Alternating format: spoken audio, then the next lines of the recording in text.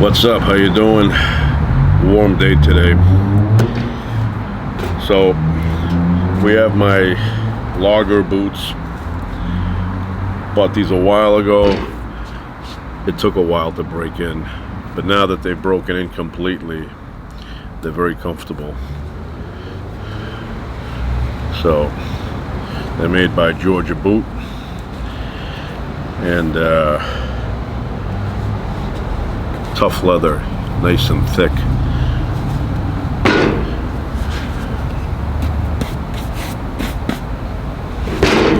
And then you have these leather patches. They go in the front, decorations. See that? And then we have the handmade, all-natural leather conditioner, Cobbler's Choice Company. And like I've said in the past, triple filtered beeswax, unique blend of seed oils and naturally occurring lipids. Naturally.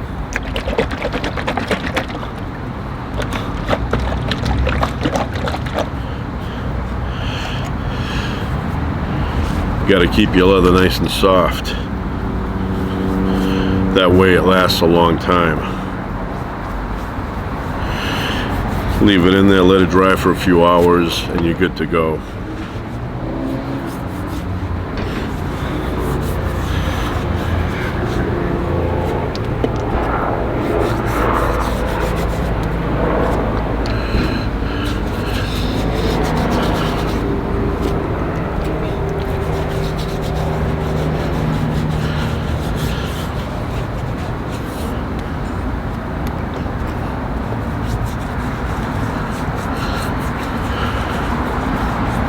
I remember watching Baretta with Robert Blake, and he played a tough guy. Had that parrot, was it Fred?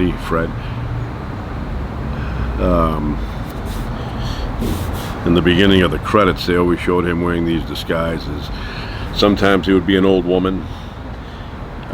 Sometimes he would have a big mustache, and sitting on a park bench or something, and the criminals would run by, and then he'd run, be like an old woman chasing him. Love that song though. Keep your eye on the sparrow. I like the one with the vocals by Sammy Davis Jr. The one with just music, the instrumental one is good too, but I like the vocals.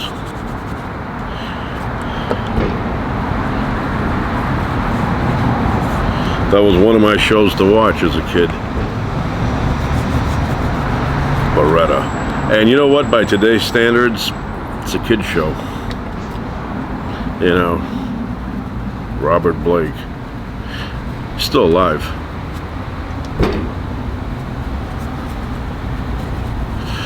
But I was a big fan of Robert Blake's. Later on, his life got a little bit crazy, and I think it always was. I remember one time when I was a kid, I was watching him on some talk show on television, and he was on for a few days, and I remember he was talking about teachers, how some of them are just, you know, not qualified to teach in terms of their behavior towards little kids. I don't know, Mike Douglas show, Merv Griffin, I don't know, it was one of those. So, years ago, I went to Universal Studios, talking about like 1980, and they actually had a whole thing about him with the parrot. They had a parrot that looked like his, and they made it was like jokes and stuff, and the parrot would say things. But back then, even though the $6 Million Man was off the air, they actually had a whole thing about the $6 Million Man. This stuff is good for your hands too.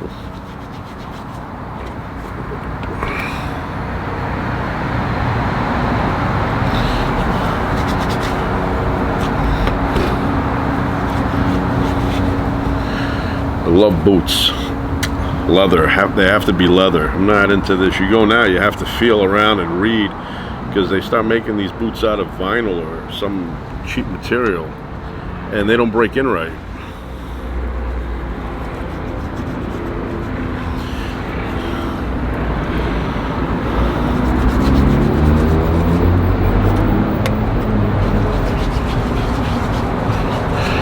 You don't want to put too much. It gets soggy and it doesn't really dry. You want to put just enough. I mean, you could always remove the extra stuff later on if it's too much. Saddle soap, wash it right off.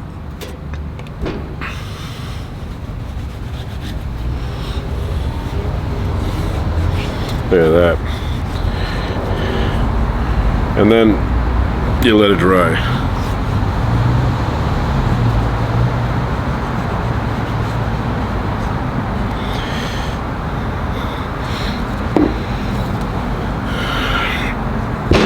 You know what's going to happen eventually? I'm going to pick the shoe up and move it around, and I'm going to hit this and it's going to fall over. So I have a funny story. Not funny where you're going to laugh, but just it annoyed me when it happened. This is years ago. My father, he had a very good friend. It was probably like his best friend when he was a kid, and his friend ended up working at a shoe factory, and they made nice dress shoes. And one time my father was going to go visit him, and I said to my father, hey, if you see him, get me a pair of shoes. And I gave him the size. Now this is in Europe, not here. I gave him the size, and I said to my father, make sure you get this size. Don't get me a smaller size. If they don't have this size, don't get me any shoes, because the other ones are going to be tight and I'm not going to enjoy them. You know, I got to break them in, but they'll still be small. So I gave my father that information, and he went, brought me back the shoes, and I put them on, and they were tight. And I said to myself first, did he get the right size? And I flipped them over, and what happened was they didn't have my size. So instead of just not getting me anything, he thought, you know, like I was making up the number, like I normally take, I don't know, whatever, and then I just added some digits. And he goes, yeah, he doesn't know. So my father took a blade, and the number was carved into the leather underneath the sole, and my father cut out one of the numbers on both shoes. And I looked at it and I go, it doesn't matter what number it says underneath. I mean, you can carve it out, so I don't know. If my foot is this size, the fact that I don't know what this shoe size actually is doesn't mean my foot now will fit inside. It's not a placebo effect. You know, whatever size you wear, if somebody gives you a size too small and they remove the number and you put your foot in, your foot is not going to be like, oh, okay, I think I belong in this shoe. You know, either it's the right size or it's not. So that's what he did. You know, he wanted to get me the shoe, but he thought if I saw the wrong size, I would be like, I don't want to wear them. Well, I'd put them on, right? You never know. I mean, there are shoe companies that make shoes that are a little bit bigger than others, so you try it out. Now, if it fit, it fit. But mine, it was tight. I put it in there, and it felt like a sardine box. So they laid on the corner, even though I specifically said, if they don't have my size, don't buy it. Or don't. He didn't buy it. His friend gave it to him because he worked at this factory for like, probably like 40 years. But I didn't enjoy the shoes because they didn't fit right. Too small.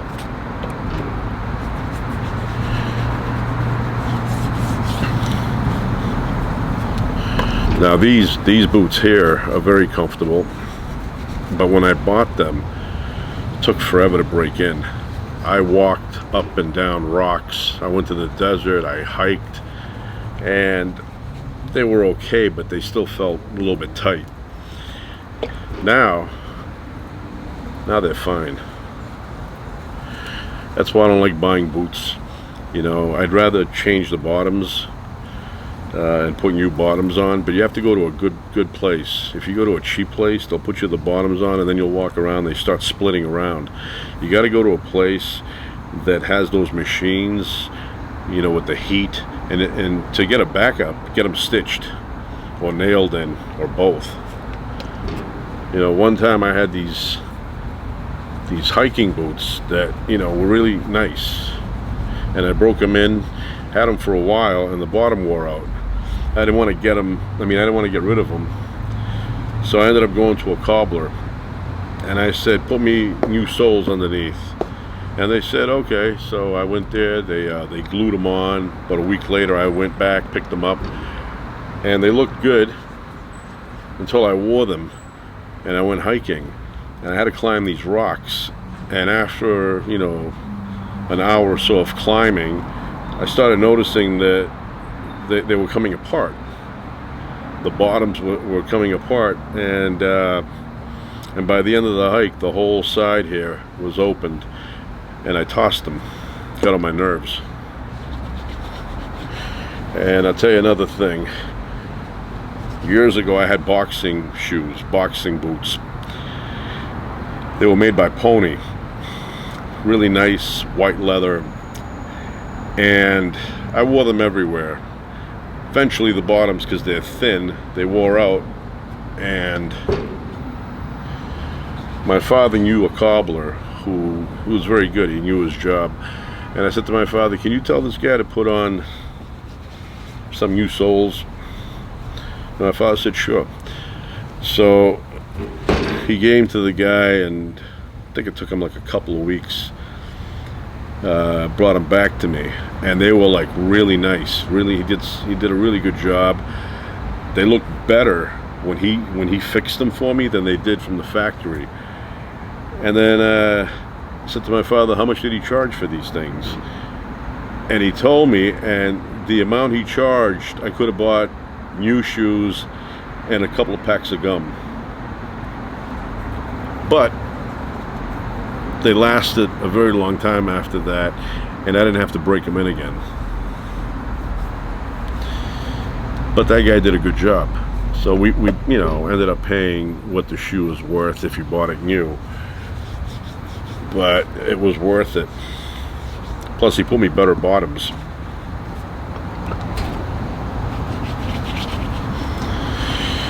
Some cobblers, no, you know what? Not all cobblers are, you know, created equal. Some of them do a good job and some of them don't. There's a place near my house. Now,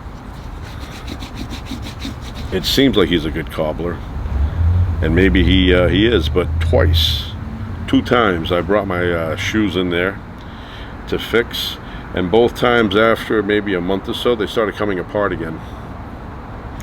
Then I found another place, which is a couple of miles from here, and they have a machine that stitches, you know, stitches it all together. And I went there and they stitched them for me, and those are still good today.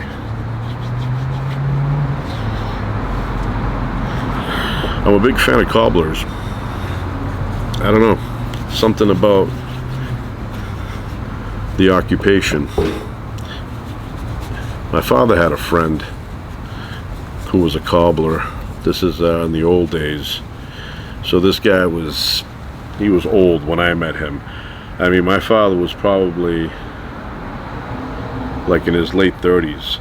And when I met this guy, my father goes, oh, let me introduce you to, you know, this guy's cobbler. And he looked like he was, I don't know, late 60s. Oh, he's been dead for years now, but he had, and I don't know, people don't come up and, you know, come back to pick up their shoes. He had a little hole in the wall, and he was in the middle there, and he had his little hammer and his knives and all of that, you know, fixing shoes. But behind him and to the right and left, there must have been like 500 shoes in there waiting to get picked up. And he had a sign that if you don't pick them up within 30 days, they become his property and he gets to sell them. So all those people did not come back, and he just had shoes everywhere. So I guess you go to him and you say, hey, you got anything in my size? And he's looking around, he goes, oh, I got like 500 shoes. And it was a hole in the wall, and all day he would sit in there fixing shoes. It's like, how does this guy make money if nobody comes back to pay for their fixed shoes? That's why, you know, he should get upfront payment.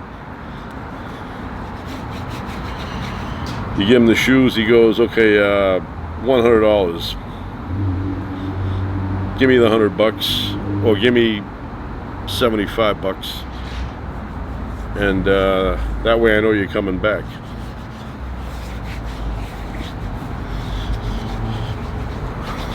I always go get my shoes from the cobbler. Otherwise, you know, if I wasn't interested, I wouldn't bring him in the first place. Who's that Geppetto? Was he a cobbler?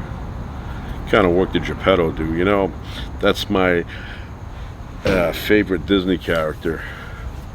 Not Geppetto, Jiminy Cricket. I love Jiminy Cricket. Just everything about him. Everything about Jiminy Cricket. I'm a fan of that cricket.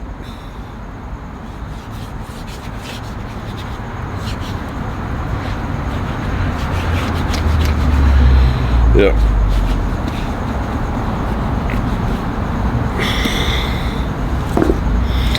So now we'll do, there's a name for these, and I've looked it up.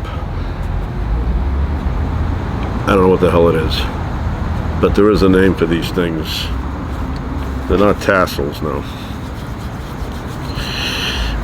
They're not, you know, they don't serve any purpose, I don't think. I think it's just visual. Makes it look like you're British. So you leave them, I'll leave them overnight, dry out.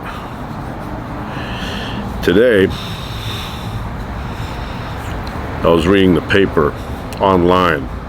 I'm not that old-fashioned, you know, read it, paper copy, hard copy. And I saw the headline, Stallone divorcing.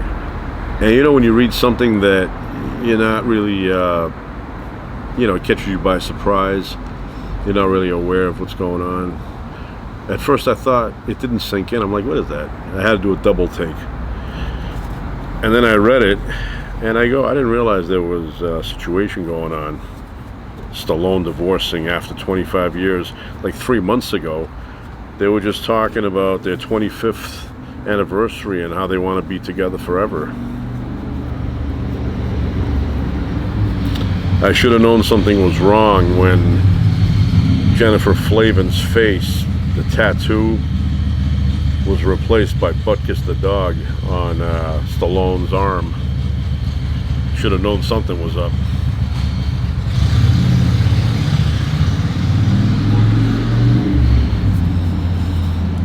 So that's it. Let them dry. Tomorrow they will be all set. That's good stuff. Wipe my hands a little bit.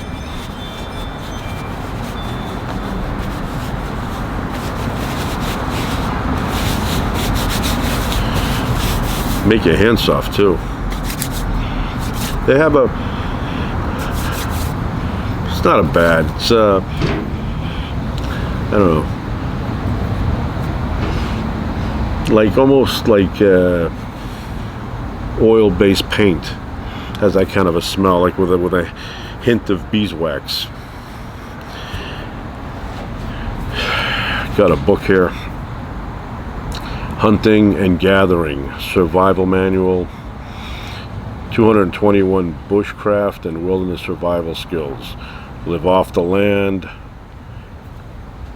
This is a New York Times bestseller, or best-selling survival book. They have a category like that. Anyway,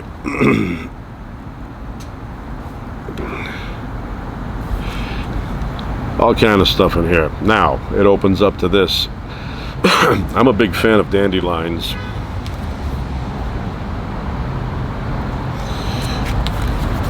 You take them, you cut the, I don't eat the flowers, but probably you could. But you cut the flowers, I cut the flowers off. I wash them, a lot of them, and then I boil them for 20 minutes, 25 minutes, drain them. Then I add salt and olive oil and a little bit of vinegar, mix it up and eat it. I love it. Now, if you have a relative that eats this stuff and you see that they don't have a big backyard, and you go, where'd you get this from? Did you buy this at a store? I go to Little Tokyo and I get these. But some people, they go out with a knife and they, remove it from somewhere. If they tell you they went to the park and they got that stuff, don't eat it. All the dogs go there, they piss. That's how they water these things. Every dog in the neighborhood goes and urinates on the dandelions, and then you eat them.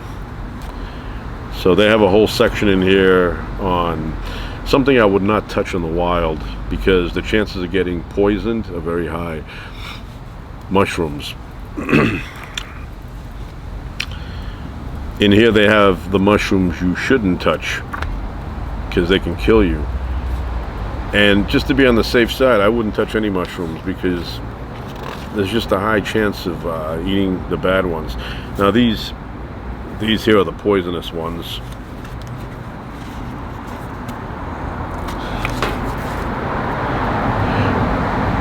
Fly agaric.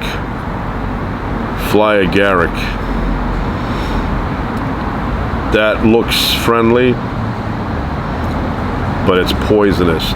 And that looks friendly, kind of like the witch's house in Hansel and Gretel. That looked nice with all the candy, but that was just a trap. And that's what that is. It looks like a nice big strawberry. And then you eat it, and you feel like dying, and it may even take you out. But there's a lot of them here that they can kill you. So I don't recommend eating these things.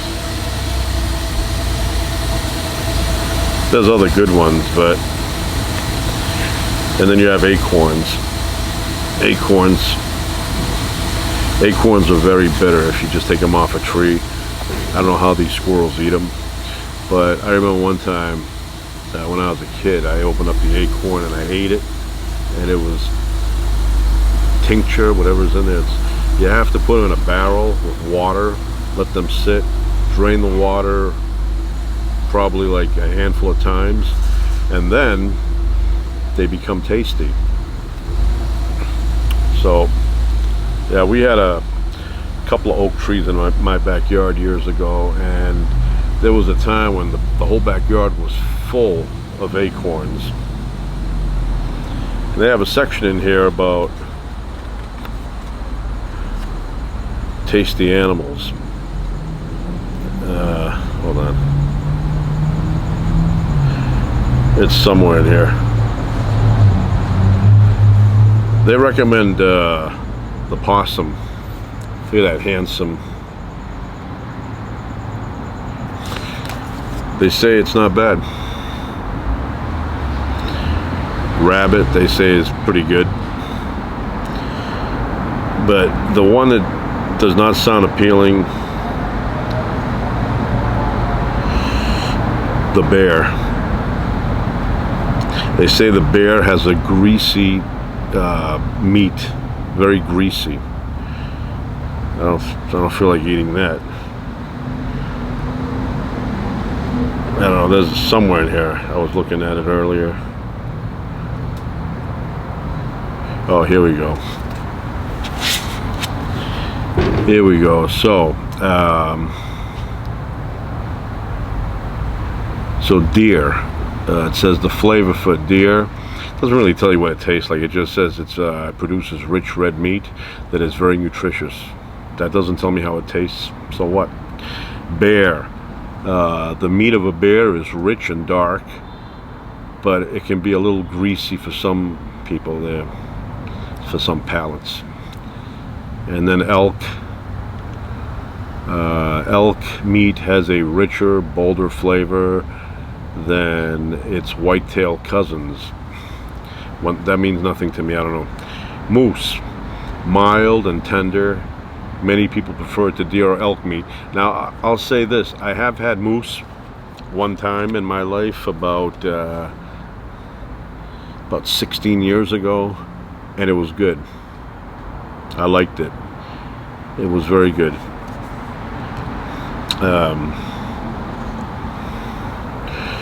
Feral hog, the next one. Here it says, you already know what it tastes like. It tastes like pork. So that one. Then you have squirrel. Squirrels have a nutty, tender, sweet tasting meat, so they recommend squirrels.